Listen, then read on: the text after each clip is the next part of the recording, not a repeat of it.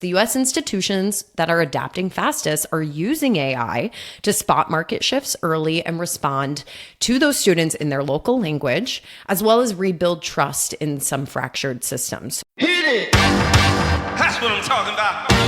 Wait! Okay, now, from the beginning. Hit it, boys. Welcome to Higher Ed Pulse, your no-fluff guide to artificial intelligence in higher ed. I'm Mallory, bringing nearly 20 years of edtech and marketing expertise straight to your earbuds. Higher ed leaders are expected to master AI overnight, but let's be real, no one has time to sift through every headline, hot take, or research report. That's why every Monday, I'll break down what actually matters, fast, clear, and to the point. Want to sound like the smartest person in the room at your next team meeting? You're in the right place. Let's dive in. Welcome back to Higher Ed Pulse. On today's episode, visas revoked, embassies closed, SEVIS records purged. International enrollment leaders are feeling the pressure. In May, the U.S. quietly paused visa services. Then days later, reports emerged of aggressive revocations targeting Chinese nationals in particular, especially those pursuing STEM degrees. The fallout is lost trust, stalled plans, and a growing interest in friendlier markets like Canada and the UK.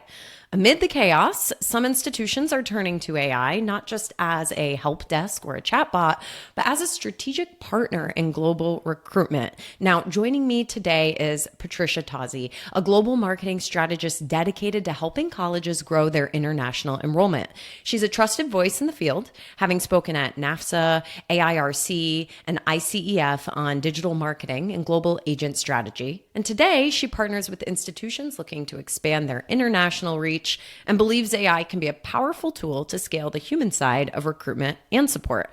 Patricia, welcome to the Pulse. Now, listeners don't know this yet, but you and I are both Northwestern grads. Shout out to our alma mater.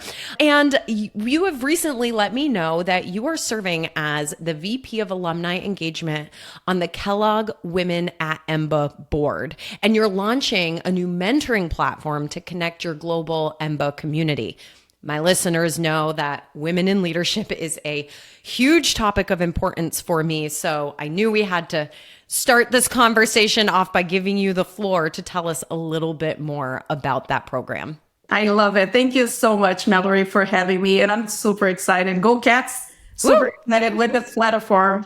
So let me tell you about this super quickly. I serve as VP of Alumni Engagement on the Kellogg Women at EMBA, this affinity group. And this month, June 2025, I'm launching this brand new mentoring platform, like I told you, to connect our global EMBA executive MBA community. And this idea was originally piloted last year by former board members at the Miami and Evanston campuses in partnership with admissions, of course. And the focus was more on supporting new executive MBA students as they navigate the program. We got close to 100 participants. The feedback was super positive. And we also heard that they were super interested. The alums were actually interested in having mentorship from other alums and across our global campuses, not only Miami and Evanston. So I picked it up when I joined the board. I picked it up, played around with some very cool new AI tools that I love to experiment, and turned a bunch of Google Forms, like you can possibly imagine, to collect all the information in spreadsheets and just transformed into an automated platform, including email templates and some basic built-in analytics so we can really track engagement. We can improve the program. So now the system, what is super exciting is that the system matches mentors and mentees, tracks engagement, triggers workflows, always with a human in a loop for sure. We're approving everything. We're seeing what's happening. We're not letting the system do everything by itself. But it's a setup that will allow us to scale without getting bogged down in manual processes or maybe having to have a lot of meetings to discuss, is this person is the best match for this other person, or email threads discussing engagement and what we do next. So I think it's an amazing next step for us in the board, and I can't wait to hear from our community and apply their feedback to improve even more this platform and this experience. Wow, that is awesome. And I love the integration of artificial intelligence to kind of take some of the manual labor off of, your plate, but also help connect the mentor and the mentee, more intentionally. I think that's really fantastic, Patricia. I really look forward to seeing what you're able to do as the VP of Alumni Engagement. Congrats on that. Thank you. Thank you. All right, listeners, let's get into the situation today. Now, I think to say the very least, it's been a chaotic season for international education. From visa bottlenecks to enrollment volatility to geopolitical tension, the U.S. is no longer the obvious choice for globally mobile students. And our institutions are feeling the shift, especially those without the brand power or the budget to weather that disruption. Now, if this isn't your area of expertise, let's catch up on what's happening. So this spring, the U.S. paused thousands of student visa interviews at consulates abroad. Then came reports of mass SEVIS record deactivations, essentially wiping out international student registrations without warning. Soon after that, Chinese students, especially those in STEM fields, began facing aggressive visa revocations. The message from Washington has been unclear at best, and the result for these students, it's a mixture of fear and deferrals and resulting in growing interest in friendlier destinations. These students are informed consumers. They're comparing return on investment and job outcomes and visa pathways. And so Canada, the UK, and the UAE are all gaining ground because they're offering faster answers and clearer value. So in that context, AI is becoming a strategic necessity for international enrollment leaders. The U.S. institutions that are adapting fastest are using AI to spot market shifts early and respond to those students in their local language, as well as rebuild trust in some fractured systems. So today's conversation with Patricia is about what it takes to compete globally now, not just with better messaging, but with better systems. So Patricia, before we even get into where AI can assist, please help my Pulse listeners understand the landscape. What is the state of international recruitment right now? I know like the NAFSA conference was just last month and you've been in touch with leaders who attended. And from what you've reported back, I mean, it sounds like frustration's pretty high. It is. It is high. I did not attend NAFSA this year. I think it's a great conference for those who are interested in knowing more about the international recruitment landscape. But from what I've heard, it was emotionally charged compared to other years, I would say. We had everything you said, Mallory, about the visa appointment cancellations, the administration's move to revoke Chinese visas on top of a series of earlier decisions that shook and are still shaking institutions and students. So just to give context to the listeners, the U.S. still attracts the majority of its international students from India, China, and South Korea. These are the top 3 sending countries, and largely, like I said, drawn by our strong graduate STEM programs. I was watching CNN's interview with Dr. Fanta Aw, who's the executive director and CEO of NAFSA. And they mentioned that U.S. student visa applications have dropped by 11% since March this year, 2025. And there has been a 43% decline in interest in studying here. So that is huge. Just yesterday, I spoke with a friend in China who works in the study abroad space, and he told me that about half of the students in his program that were getting ready to come to the U.S. to have this experience here could not get a visa interview appointment. And this is heartbreaking. In China, taking a gap year is not culturally accepted. So those students are now quickly pivoting to Plan B, which includes UK, Australia, Canada, Singapore, and Hong Kong. And it doesn't stop there. The bigger concern is that these advisors, these counselors, these program managers and directors, leadership, the ones that families trust in China, they are now pushing a multi-country strategy instead of defaulting to the US, which means they are reducing their US-focused cohorts long-term. So it's a big thing for the U.S. Now, outside the U.S., I know you mentioned other countries are taking some advantage of this, but even UK, Australia, and Canada are also seeing declines in international enrollment due to similar reasons with the visa policies, those tightening visa policies, higher cost of living, and also the shrinking post-study work options like OPT, which is a major selling point for institutions when recruiting international students. They really want to practice what they learn in the classroom after they graduate or even during the program. And losing that edge could mean losing students to, yes, more welcoming systems. So from your perspective, because there's a lot going on here, what has been the most damaging about the current U.S. approach? And on the ground, what are international teams really struggling with most? Yeah, I would say the lack of clarity is what hurts the most. It's incredibly difficult for international teams. Imagine you're a college admissions or you're a counselor or even an education agent offering reassurance to students and their families when policies are constantly shifting. It's incredibly difficult. So how do you confidently tell families that their child will get a visa to come, will be able to stay and finish the program in the country, or be able to practice what they learn through OPT, or even engage in certain research areas they're interested in? I think the uncertainty makes it hard to build trust. And institutions are being asked to deliver answers they might not have today because things have changed since yesterday. And students are rightfully nervous about committing time and money and energy to a system that right now does not feel stable. I heard from other institutions, for example, that this year in particular, the admitted students have been delaying their enrollment decisions much longer than previous years. Now, can we blame them for thinking twice? I can't. So the strain on international teams who are often understaffed is real. Yeah. So let's talk about where AI can fill some gaps. And let's first focus on messaging, because we see this even domestically. Like a lot of campuses use the same generic phrases when they're recruiting students, like, oh, we have this global community, career ready, world-class faculty. I mean, but whether it's a domestic or international student, we see that same phrasing used. And like we've already acknowledged, these students are informed consumers and they're comparing those claims across borders in real time. So what do U.S. institutions kind of still underestimate about how to message to international audiences? And can AI play a role here, especially in helping us listen better? This is a conversation I've had many times with institutions when helping them set up their marketing and recruitment campaigns.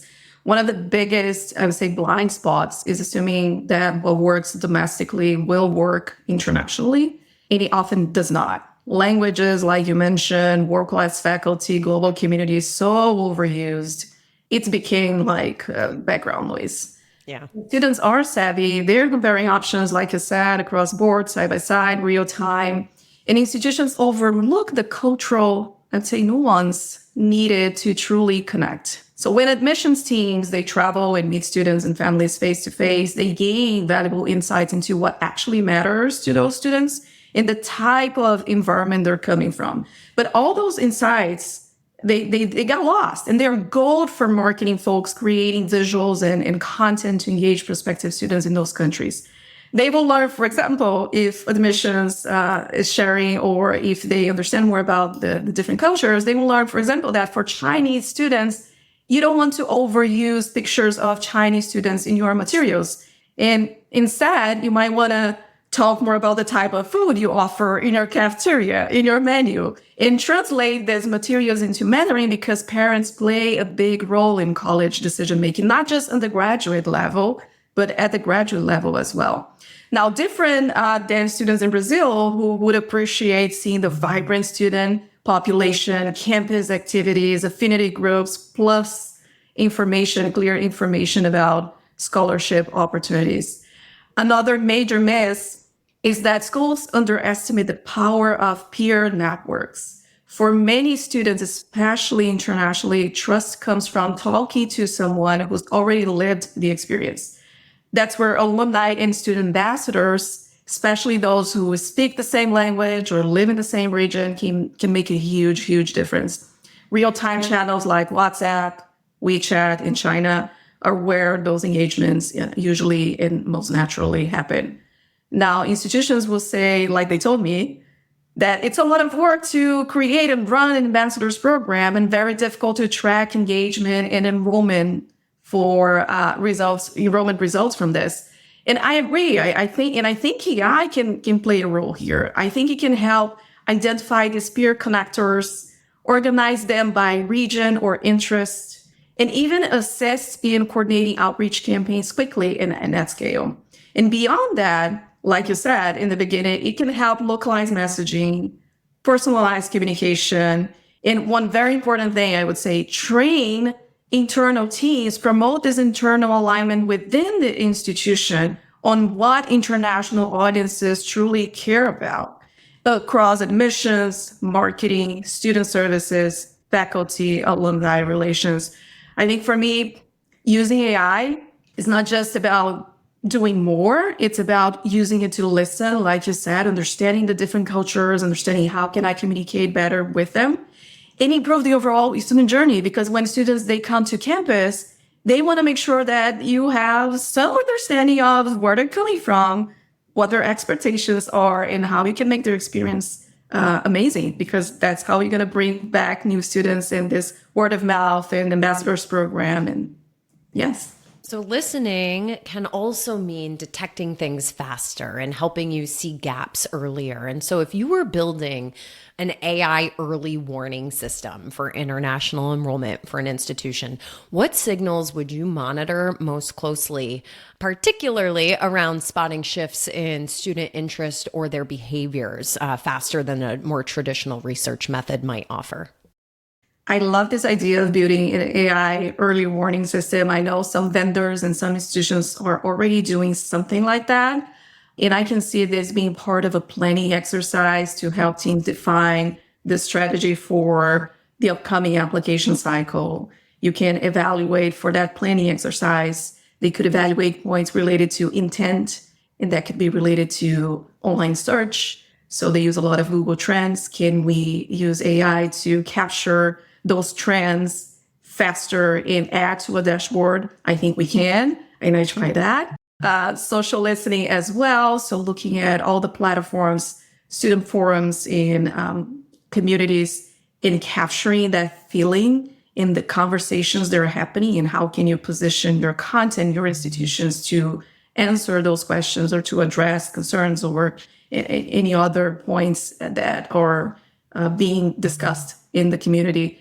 And social economic indicators are really good ones to understand demographics, to understand what's happening with the global mobility. UNESCO has a great website to give you a sense of where students are going to in this movement globally. And as part of a yield probability analysis, I think this is another pain point for institutions. Some institutions might have challenges attracting students, and some others might have challenges actually converting to enrollment. So this is yield, and the probability analysis, like other institutions are doing and some vendors are already doing, is tracking visa success rate. So we're talking about visa. This is a big thing right now. There's a way to track or at least predict visa success rate based on student profiles and embassy trends that AI can support a lot. And also funnel drop off by country. So looking at your enrollment data, you can tell based on delays in completing applications, enrollment decisions, like we mentioned in our previous question. What can you expect in terms of real enrollments? Can you tell whether your cohort will be complete by a certain period of time, or do you have to maybe change your message, do something with those students, follow up with them, offer maybe scholarships or any other incentive to really drive enrollments? So these are some of the things that I heard are happening and some of the things that I'm testing myself. And I think there are great things that AI can bring in, a lot of speed to find those data and put them together to get some pretty good, to build this warning system. So where are the privacy concerns here? This is a great point, Mallory. Institutions really need clear policies in place to ensure compliance with privacy regulations, protect sensitive student data they're tracking and they're using, and promote transparency. And I think that includes regular audits to catch and correct bias, especially when or if institutions are using models that could unintentionally reinforce inequities in when AI is making decisions that touch real students. Every time we're using AI or creating models or making those systems and those analysis more powerful with AI, there are basic steps, basic foundations. So the first one is making sure that you have good, clean data. So yeah, that means your CRM matters and all the other tools that you're using to collect data. The second one is a way to bring internal and external data together. So maybe you're going to use APIs, maybe you're going to connect this AI to other external sources. And the big one, like you mentioned, is AI governance. And I know you had a podcast about this, which I totally recommend people listen in and get some ideas because the insights were great. I think AI can absolutely help us see trends and faster and cheaper than traditional research, for example. But speed without equity or transparency, for me, it's not innovation, that's risk. So small international offices are doing the work of 10 people. If you could wave a wand and give them just one AI-enabled capability tomorrow, because you've talked about so many of them, right? If you could give them just one, what would it be? What a fun question. Oh my goodness. I would say a strategic compass. And I say this because I don't think execution is the problem. I think execution is a consequence of a resource-constrained environment with lack of focus. The world is huge, data is messy, so it's so hard to know where to focus limited resources. An AI tool can or could help them map the unique value to the right markets and prioritize accordingly. This would be for me a game changer. Most CRMs they use are promoting their new AI features, of course, to streamline communication. But I think what's missing, it's a smarter, faster way to decide where to go next and why. And this idea of a compass is related to predictive analytics that schools started in the past, but now it's about prescriptive analytics. So yes, this is happening. We think this might happen. So what? So what we do? I think that could be a game changer for sure. Well, Patricia, it has been so awesome getting to chat with you about this topic. And you've offered a lot of advice already for how schools can regain and build trust around knowing their audience and the nuances between students coming from different countries, speeding up outreach, especially in local languages. You've mentioned the development of peer networks and the importance of connecting with current students and alumni, and also training teams on, what they can do to better reach out to these students in different countries. So you have dropped so much great advice already.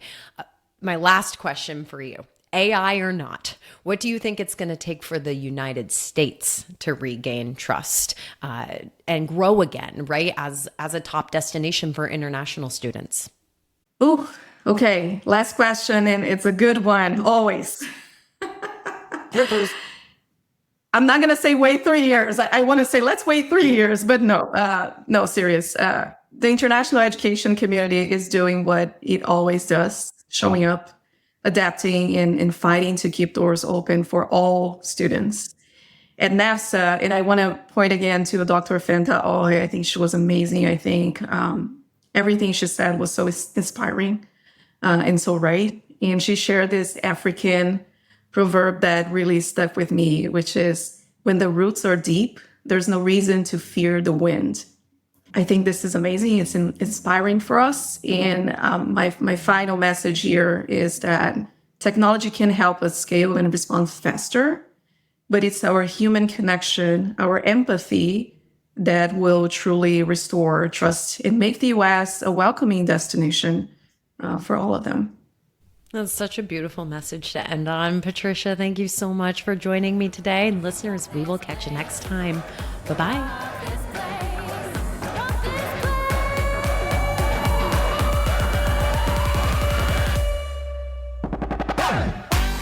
Thanks for listening to the Higher Ed Pulse. The show is a proud member of the Enrollify Network, home to Higher Ed's largest collection of podcasts. Enrollify is where higher ed goes to grow. So be sure to check out our other podcasts, webinars, video clips, blogs, and more. Visit enrollify.org and subscribe for all the latest details and content drops directly to your inbox. Enrollify is brought to you by Element 451, the digital workforce platform for higher ed. Learn more at element451.com.